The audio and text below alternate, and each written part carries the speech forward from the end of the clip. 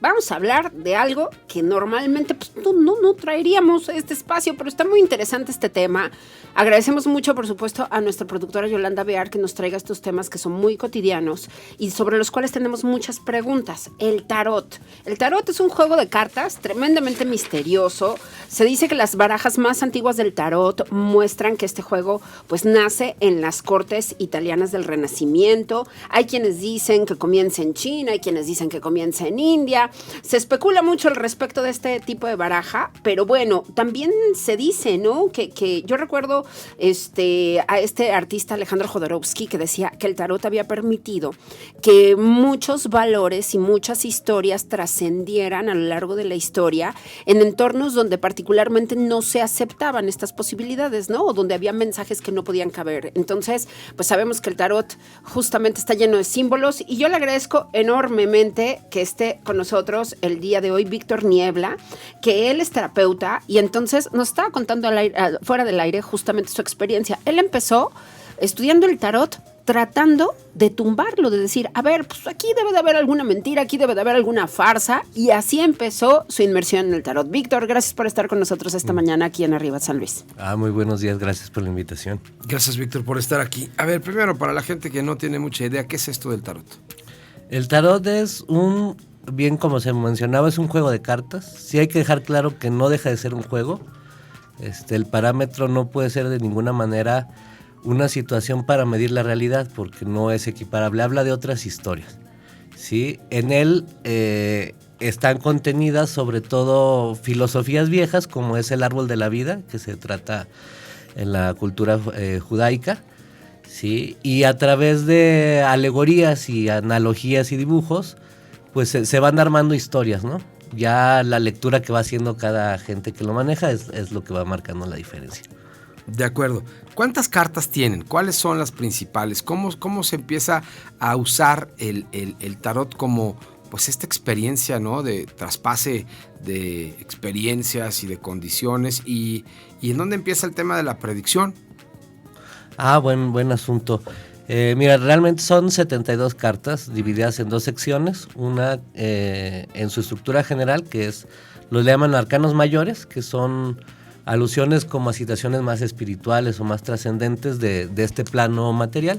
Y el otro que básicamente son un resto de cartas que marcan situaciones más terrenales, ¿no? Que llamamos arcanos menores. La diferencia entre ellos básicamente fue de que en esta revoltura de que fueron poniéndosele símbolos cuando se fue creando, ¿sí? Había una parte que se dedicó como a la alquimia y a situaciones referentes a conocimiento que estaba prohibido, ¿sí? Y el otro pasaba por alguna serie de juegos que tenían que ver con las figuritas. De hecho, la segunda parte del tarot después del tiempo va a dar lo que conocemos como la baraja francesa, que es esta baraja de 4 palos. Sí. Oye, entonces viene, sí, dicen de Asia, de China, pero los naipes del tarot que hoy día nos encontramos o que hoy día conocemos prácticamente son europeos, ¿no? Yo veo como mucho rasgo europeo y por supuesto está el tarot de Marsella, por ejemplo, que es uno de los más usados a nivel mundial. Entonces, ¿cuál es el que tú usas normalmente?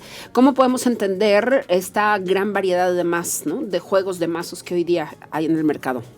Ok, una estructura formal del tarot, como bien mencionabas, tiene que ver con el tarot de Marsella, porque a pesar de que este juego puede encontrarse en varias culturas e incluso se alega desde los egipcios, el hecho fue que durante la conquista de América y ese periodo, la mayoría de las gentes venía partiendo de ciertos puertos, entonces un punto importante de reunión y de intercambio comercial y cultural era Marsella. Entonces ahí fue donde se popularizó la estructura general que conocemos de estos dos arcanos diferentes, 4 palos en los arcanos menores, ¿sí? Y esa figura, por esa situación de que mucha gente pasaba por ahí, conocía el juego o se enteraba de él y luego lo distribuía. Entonces esa es la estructura más común que hay de tarot y que es el que todos conocemos. Pueden cambiar las figuras. A lo mejor en un lado podrán poner al Papa, ¿no? Y en otro nada más pondrán una iglesia, pero en el fondo la estructura sigue siendo la misma, ¿no? De Marsella, que es la general. Bien, ¿Cuál es el uso que tú le das, ¿no? De manera terapéutica? Porque evidentemente hay, o tenemos la creencia de que el tarot es tremendamente adivinatorio, pero también sé que hay muchas personas que lo usan en un acto de autoconocimiento, de autorreflexión, ¿no? Yo justo le compartía a Jesús que alguna vez me tocó tomar un curso y entonces más bien la maestra con la que me tocó convivir a mí lo que decía era, pues es que esto sirve para poder conocernos mucho mejor, ¿no? Para un tema de autoconocimiento, de autorreflexión personal. ¿Cuál es el uso que tú has preferido darle al tarot en este sentido? Actualmente hay una corriente que incluso se encuentra mucho si uno busca en Facebook y en las redes sociales, que le llaman tarot terapéutico, ¿no? Y nada más quisiera aclarar esto con terapéutico porque a veces sucediera una confusión. Cuando se le pone el adjetivo terapéutico al tarot, habla, como decías, ¿no? Que la intención de lo que vaya a suceder o las reglas van en función de algo que deje algo positivo a las personas, ¿no? Sí. Porque dentro de eso puede caber la predicción o algunas situaciones también que la gente maneja. Nada más el hecho también, nada más quería aclarar que cuando es terapéutico no sustituye una terapia, ni tampoco sustituye una ayuda profesional. Claro. ¿Sí? Entonces, por eso sí es importante el enfoque que acabas de mencionar, de que es como de autoconocimiento, de autoayuda. Lo que se pueda generar en una lectura tiene que ver más con una situación referente a la persona, ¿sí? Pero no como para medir sus decisiones inmediatas, ¿no? O sea, si tienes una situación legal, el hecho de que te lleguen las cartas podrá decirte a lo mejor cosas que te ayuden, pero en realidad eso no te va a resolver el asunto, ni te va a decir cuál es la solución, ni estás ahí, pues alguien especializado que sería un abogado, ¿no? Pero podría darte a lo mejor algún indicio en cuanto tú como participante de esa situación que pudieras corregir y que sí pudieras tomar. Claro. Y entonces, ahora sí que tú haces estas tiradas con todos los arcanos. Cuéntanos un poquito acerca de cómo lo trabajas, ¿no? Ahí, porque sé además, bueno, Alejandro Jodorowsky, que es este súper tarotólogo, que yo creo que es el más reconocido a nivel internacional, ¿no? Y recordamos justamente cómo es que además en sus filmes usa diferentes símbolos que también son parte de las cartas del tarot. Entonces, hay quienes, o alcanzo a reconocer como dos tendencias, ¿no? Una que es justo solamente usar los 22 arcanos, pero tú los usas todos. Entonces, ¿qué tipo de tiradas prefieres usar? Y sobre todo, ¿no? ¿Cuáles crees que van conectando justamente con la gente de una mejor manera? Pues para este autoconocimiento tan necesario del ser humano. Y por supuesto, ¿no? Para estar buscando esos mensajes que de repente nos inspiran y que, bueno, pues que tienen que ser parte de nuestra vida, ¿no? O sea, el ser humano va buscando estos mensajes para poder conectar con la armonía. ¿Tú cómo trabajas esa parte? Le doy ese enfoque que mencionas de la armonía en el hecho de que, pues a final de cuentas, pudiera decirse cualquier cosa, ¿no? No sé, hay una carta que representa la muerte, por ejemplo, ¿no? Y pudieras alguien decir de algo tan burdo y tan indirecto como... Te vas a morir. Ajá, sí, ¿no? Claro. O va a haber una muerte presente, que bueno, no es sorpresa, todos los días muere gente, ¿no? Claro. Pero más bien habla de una transformación profunda, ¿no? Exactamente, lo importante de los arcanos es precisamente la alegoría que representan, ¿no? Y cómo esa alegoría o esa analogía puede implementarse en la vida. En el caso de la muerte es importante porque no es el hecho de dejar de existir en este plano, es nada más el hecho de que para que algo nazca tiene que haber algo vacío, pues, ¿no? O sea, si algo ya está lleno, pues no se puede volver a llenar, entonces no tiene movimiento. Entonces, esa sería como la analogía más aplicable a esa carta, ¿no? Y ya, perdón. ¿Sí? Y en el momento en el que tú estás enfrente de alguien, que estás haciendo toda esta ceremonia, este ritual, esta condición, esta terapia, como le llame la gente, ¿no? Cada quien tendrá su propia percepción. Cuéntanos, ¿cómo reaccionan? O sea, es un tema bien interesante, ¿no?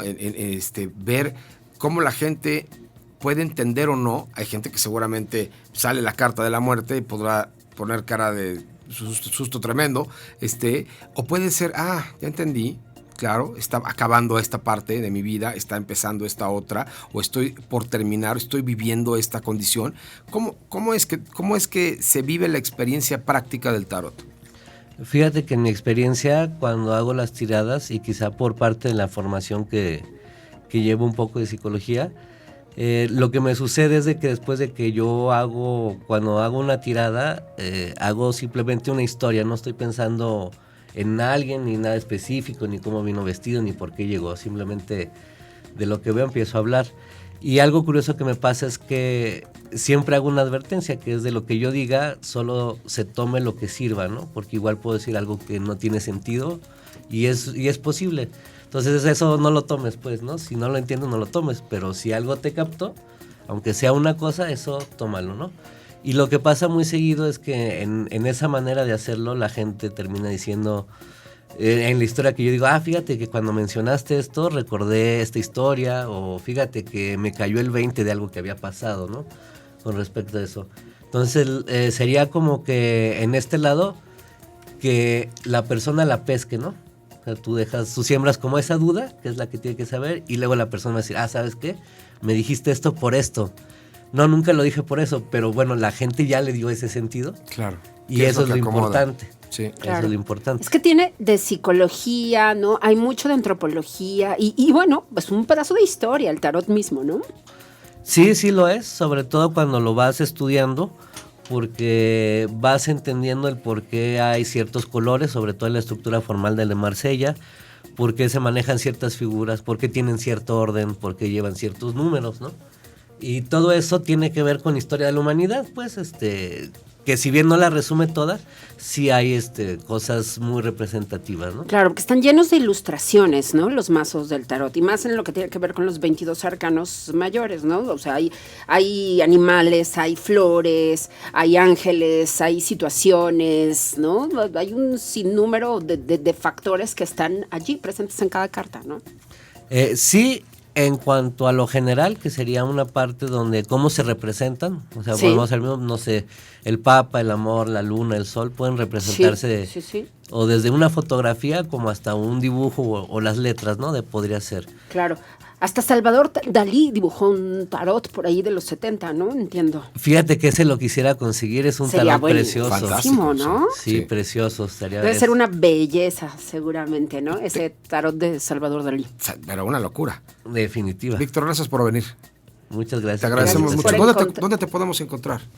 Miren, por ahora estoy tratando de poner ahí un pequeño consultorio porque esto ha sido como de viva voz, pero ahorita en Facebook hay una página que se llama Miércoles de Cartas, ¿sí? Ahí está mi nombre, Víctor Niebla, ahí lo pueden buscar en Facebook, lo acabo de abrir y a través de ahí es donde hacemos citas y también hay comentarios acerca de toda esta labor. De acuerdo.